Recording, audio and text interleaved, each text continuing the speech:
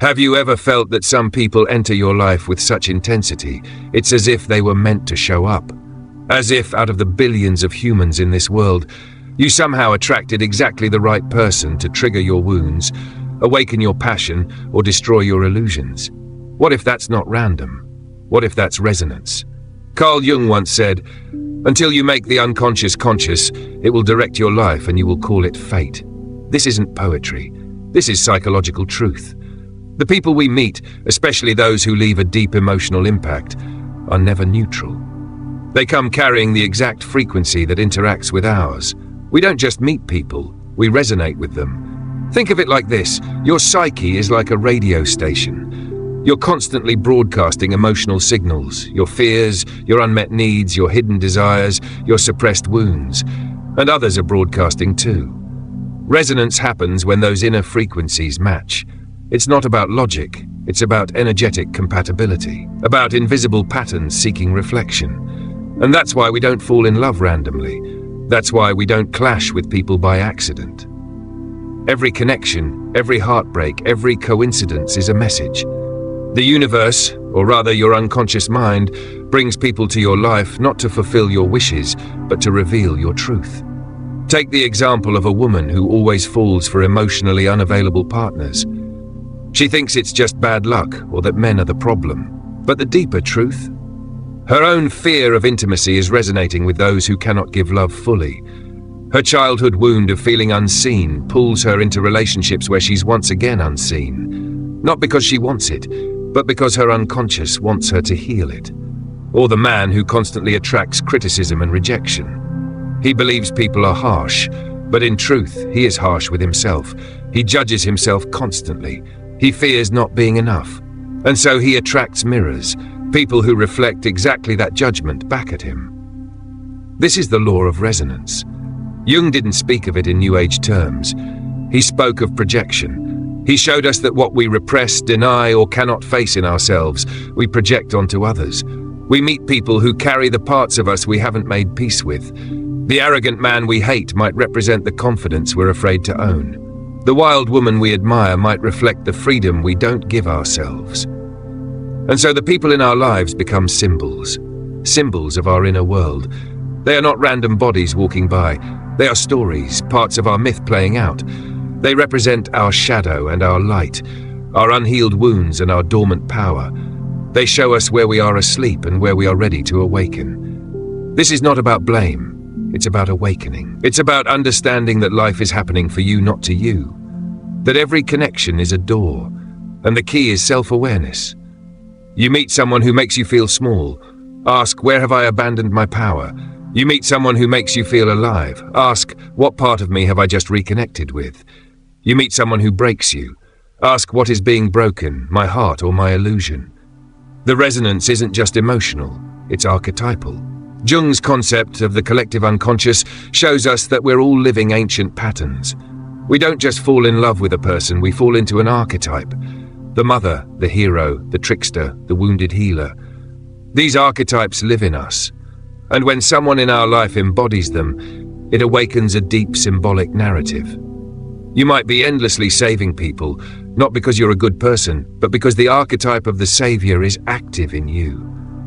And with it, the shadow of the martyr. Or maybe you keep being attracted to wild, chaotic people because your inner rebel has been silenced for too long. It's not about fixing others. It's about becoming whole.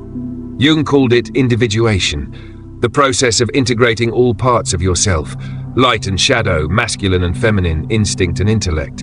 The people who enter your life are not distractions, they are catalysts. So the next time you ask, why did I meet this person? Shift the question to, what in me resonated with them? Because that's where your power begins, not in control, but in awareness.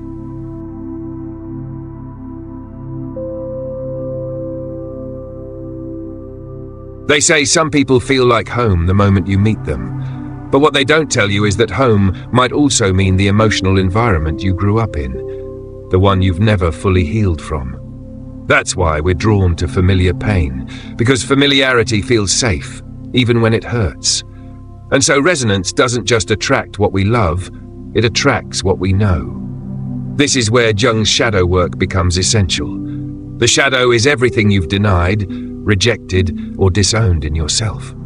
Not just the bad stuff, also your strength, sexuality, creativity, even your joy. When something in another person triggers you, fascinates you, or pulls you in uncontrollably, that's usually your shadow being activated. It's not about them, it's about what they reflect. Imagine walking through life like a magnet. Your unconscious is constantly scanning the world for matching frequencies. If your inner child feels abandoned, you'll attract people who abandon. If your inner artist feels unseen, you'll meet those who either ignore or overpraise you, pushing that pain to the surface. The goal is not to avoid these people, it's to understand the message. One of the most misunderstood aspects of resonance is the illusion of destiny. Just because you resonate with someone deeply doesn't mean they're meant to stay in your life forever. Some connections are not here to fulfill your dreams, they're here to wake you up. They are teachers dressed as lovers, triggers dressed as friends, mirrors dressed as enemies. Think of a toxic relationship you couldn't leave. Part of you hated it, but another part was addicted to it. Why? Because on an unconscious level, that person was resonating with a deep wound inside you. Maybe it was the need to prove your worth. Maybe it was the replay of a childhood dynamic. Until you break the pattern, the resonance will keep repeating. And the repetition is not punishment, it's opportunity. Opportunity to grow, to integrate, to stop outsourcing your healing to others. Because here's the hard truth. No one is coming to save you, but everyone you meet is coming to show you something. The narcissist shows you where you've abandoned your boundaries. The avoidant partner shows you where you've ignored your needs. The critical parent shows you where your self-love needs reinforcement. Jung believed that healing comes not from eliminating the shadow, but from integrating it. When you become aware of your patterns, you stop acting them out blindly. You begin to choose, not react. And that's when resonance changes. You no longer attract from your wounds. You attract from your wholeness. Suddenly, people who once thrilled you now bore you. Why? Because they were exciting only when your nervous system was dysregulated. Chaos felt like love, but now stability does. You resonate with peace, not drama, with depth, not performance, with truth, not fantasy. This is the evolution of resonance, from unconscious repetition to conscious alignment. You're still meeting people, but now you're meeting them from a place of clarity, not compulsion. Let's take another example. A man who always seeks validation through achievements meets a woman who only sees his success, not his soul. At first he feels admired, but soon he feels empty. That's the moment of awakening. He realizes he's been using his accomplishments to earn love, and she's not the problem, she's the mirror. This realization doesn't require him to hate her. It requires him to go inward, to meet the parts of himself he's been avoiding. Or think of a woman who is terrified of being alone. She clings to anyone who shows affection, even if they're harmful. But then one day someone leaves, and instead of chasing, she sits with the pain. She feels it fully. And in that silence, she meets herself. She realizes she was never truly abandoned. She had abandoned herself. That moment shifts her frequency, and from that point on, she begins to resonate with people who see her, not use her. This is what happens when we stop blaming others and start listening to what they reveal. Every person is a message. Every relationship is a reflection. Even the painful ones are sacred because they bring you back to yourself. And let's be honest, we are not always the victims. Sometimes we are the trigger. We enter someone's life and awaken their wounds. Not because we're bad, but because we resonate with something they need to face. Healing is not one-sided. We are all both student and teacher, mirror and reflection, resonator and receiver. Jung would say, everything that irritates us about others can lead us to an understanding of ourselves. But it works both ways. Everything we admire in others is also inside us. The beauty you see in someone else, that's your beauty too. The courage, the creativity, the kindness, it resonates because it exists within you, waiting to be owned. So the real question isn't, why did they come into my life? The real question is, what part of me are they asking me to meet?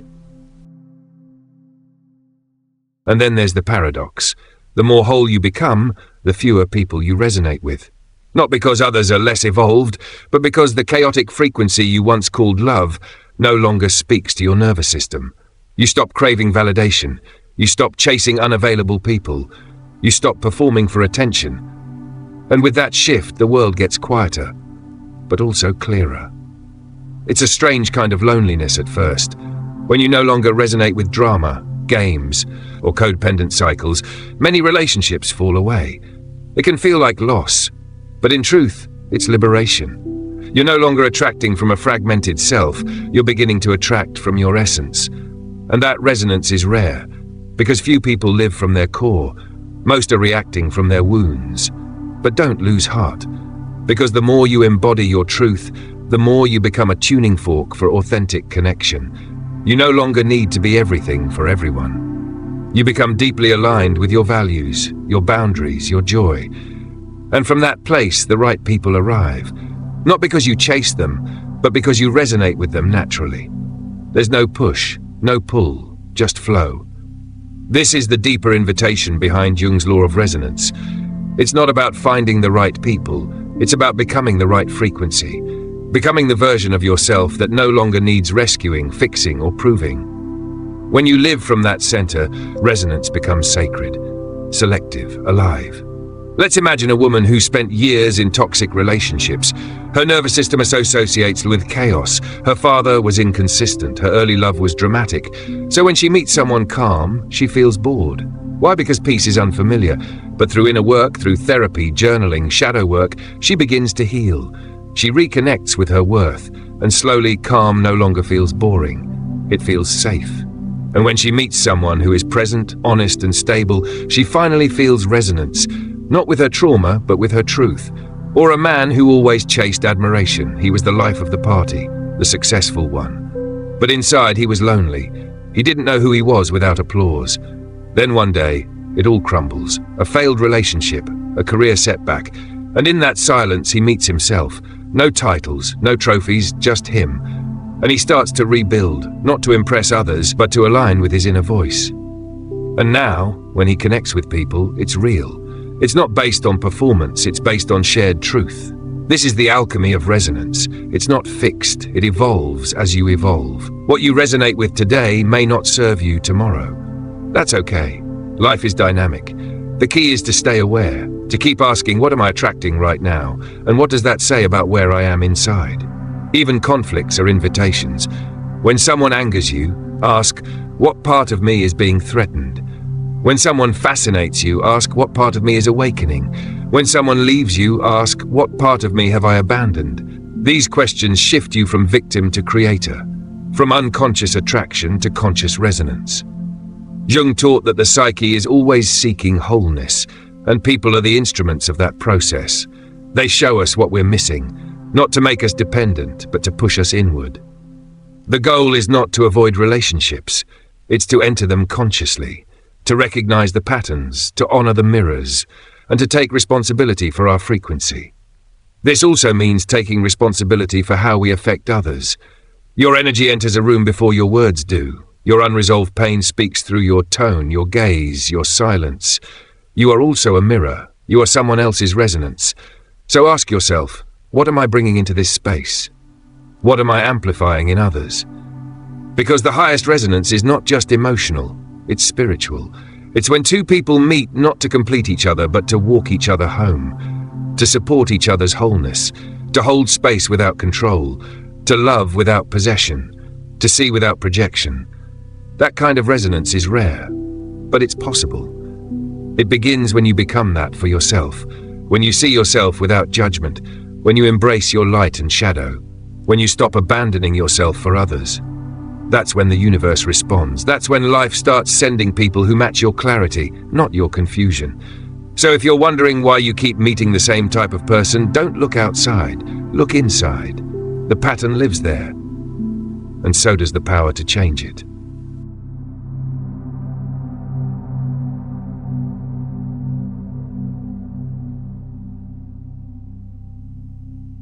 And here's the truth no one wants to hear. Your healing journey will confuse a lot of people. When you stop resonating with pain, people who met you in your wounded phase may feel rejected, even betrayed. Not because you did something wrong, but because you changed your frequency. And not everyone is ready to meet you at the new one. This is part of the price of growth. You will lose people. You will outgrow roles. You will shed identities that were never truly yours. But what you gain is worth far more. You gain alignment, inner peace, the ability to sit with yourself and feel whole, even in silence. That's power. Because the more you resonate with yourself, the less you chase it in others. You stop looking for someone to make you feel worthy. You become the source of your own worth. And from that place, love becomes something you give, not beg for, something you build, not cling to, something that expands you, not shrinks you. But let's not romanticize it. It's hard work. It requires brutal self-honesty. It means facing the parts of yourself you've avoided for years. The jealousy, the guilt, the insecurity, the pride. You have to stop blaming your ex, your parents, your past. Not because they weren't part of your pain, but because your freedom isn't found there. It's found here in this moment, in how you choose to respond now. Jung believed that until you make the unconscious conscious, it will direct your life and you will call it fate. That's what resonance really is. It's the echo of your unconscious patterns bouncing back to you in the form of people, events, and relationships. You're not cursed. You're not unlucky. You're just unaware. But the moment you become aware, you reclaim your power. So how do you change your resonance? You don't force it. You become it. You become the kind of person you want to attract. You treat yourself with the love you want to receive. You hold the boundaries you expect others to respect. You speak the truth you hope someone will finally tell you. You go first. And slowly, the external world begins to mirror the internal shift. People who once ignored you now seem dull. Situations that used to trigger you now pass through you. Old attachments dissolve, and new, unexpected connections arise. Ones based not on need, but on mutual expansion. This is not magic, it's frequency. Emotional physics. When you change your internal state, you shift what you resonate with. You stop being a magnet for chaos and start becoming a lighthouse for clarity. Let's make it practical. Start journaling after every interaction that feels intense. Ask yourself, what did this person trigger in me? What am I really reacting to? Is it about them, or is it about something older? Then go deeper. Ask, what do I need that I'm not giving myself? What boundary did I cross to keep this connection alive? What belief about myself is being reflected back? These questions aren't just mental, they're transformational. They bring light to the places inside you that have been operating in the dark. And once there is light, there is choice. And once there is choice, there is power. Another tool, practice daily resonance scanning. Sit for 5 minutes and tune in to how you feel after interactions. Don't judge, just notice. Who drains you, who uplifts you, who activates your anxiety, who calms your soul. Your body knows. Your nervous system is honest. Learn to trust it, and most importantly, speak your truth. Every time you withhold your truth to keep a relationship, you lower your frequency, you betray yourself, you reinforce the old resonance. But when you speak clearly, even if your voice shakes, you raise your vibration. You show the universe, this is who I am now. This is what I allow. And that declaration changes everything. You don't meet people by accident. You meet them by resonance. And resonance is not static. It's sculpted by your self-awareness, your courage, your choices. Every healed wound raises your frequency. Every honest conversation clears your field. Every time you choose alignment over approval, you shift your path. So next time someone enters your life and makes your heart race, ask yourself, is this excitement or is this anxiety? Is this attraction or is this a trauma bond? Is this love or is this resonance with my old wound? Because your answer to that question will determine not just who you connect with, but who you become.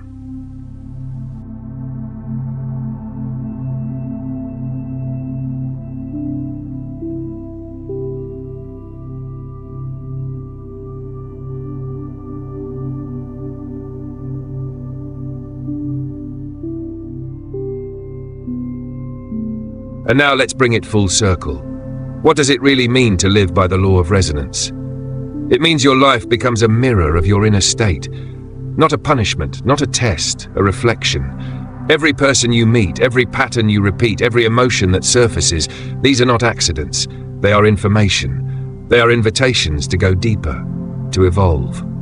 You no longer walk through life asking, why is this happening to me? You begin to ask, what is this showing me about me? That shift alone transforms everything. You reclaim authorship. You become the creator of your resonance, not a victim of your past. That's what Jung meant when he said the unconscious must be made conscious. It's not theory, it's the most practical form of liberation there is. You stop seeking closure from people who can't give it. You give it to yourself. You stop waiting for apologies. You make peace with the lessons. You stop needing others to complete you. You meet your own needs fully and without shame. And from that wholeness, you begin to attract people who are also whole. Not perfect, not flawless, but aware. Honest, human. This is where real intimacy is born. Not in the absence of wounds, but in the presence of courage. The courage to be seen as you are. The courage to hold space for another without trying to fix them. The courage to say, this is my truth, and I still choose love. That kind of resonance isn't loud. It doesn't come with fireworks. It comes with a quiet yes, a deep knowing, a felt sense that you're safe here, that you can rest here, that this connection honors your evolution, not your ego. And so if your life is changing, if people are falling away, if patterns are breaking, if you feel alone in your clarity, know this: you're not broken. You're resonating at a new frequency, and not everyone can meet you there, but the ones who do, they'll feel like home. So trust the process, trust the shedding, trust the silence. That's where the real work happens. That's where your frequency recalibrates, and that's where the next chapter begins. Not from fear, not from lack, but from deep resonance with who you truly are. If this message resonated with you, then it wasn't random. You found it because you were meant to. Because you're ready. And maybe, just maybe, your resonance brought you here, not to get answers, but to remember the truth you've always known. You are not here to chase. You are here to attract. You are not here to perform. You are here to align. You are not here to fix others. You are here to become whole. And in your wholeness, you will meet others who reflect it. Not because you needed them, but because you became a match for them. So take this with you today. Who you become is the most powerful message you send into the world. Make it a clear one. Make it an honest one. Make it yours. If this video helped you reconnect with something real inside, take a second to support this work. Subscribe, leave a comment, and share it with someone who needs to hear this. Your resonance matters more than you know. And remember, the universe isn't random. Neither are your relationships. You don't meet people by accident. You meet them by resonance.